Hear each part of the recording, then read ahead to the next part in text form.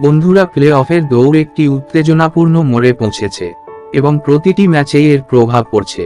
রবিবার দিনের বেলা Chennai super Kings Rajasthan রয়্যালসকে হারিয়ে তাদের প্লে অফের আশা আরও শক্তিশালী করেছে।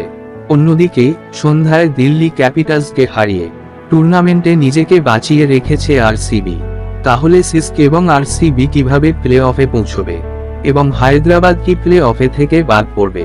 আসলে বন্ধুরা, এখনো পর্যন্ত খেলা 13 ম্যাচে সপ্তম জয়ে সিএসকে পয়েন্ট টেবিলের 3 নম্বরে নিয়ে গেছে, আর আরসিবি 13 ম্যাচে 6টি জয় নিয়ে 5 নম্বরে চলে গেছে।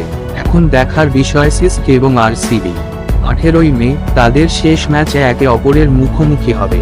লিগ পর্বের ম্যাচটি বেঙ্গালুরুর চিন্নাস্বামী স্টেডিয়ামে অনুষ্ঠিত হবে।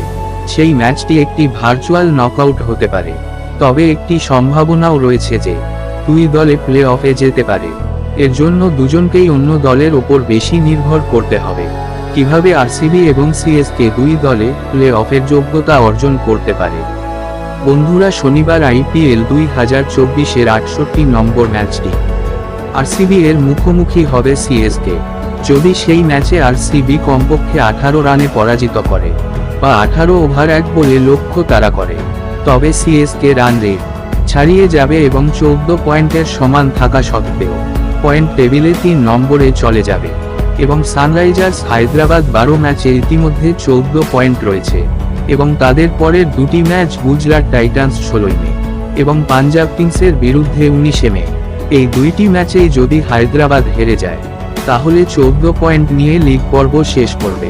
হায়দ্রাবাদ ফলাফল ছাড়াও সিএসকে এবং আরসিবি ও দিল্লি ক্যাপিটালস ও লখনউ সুপার জায়ান্টসের ম্যাচের ফলাফলের দিকেও নজর রাখতে হবে এবং আশা করি যে এলএসজি 14ই মে ডিসিকে পরাজিত করবে।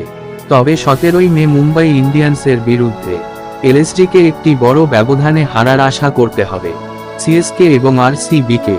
আর এভাবেই আরসিবি এবং সিএসকে দুই দলে প্লে অফের যোগ্যতা অর্জন করতে পারে। যদি সমস্ত সমীকরণ ঠিক হয়ে যায় তাহলে দিল্লি 12 পয়েন্ট নিয়ে এবং লখনউ এবং হায়দ্রাবাদ 14 পয়েন্ট নিয়ে তাদের প্রচার শেষ করবে।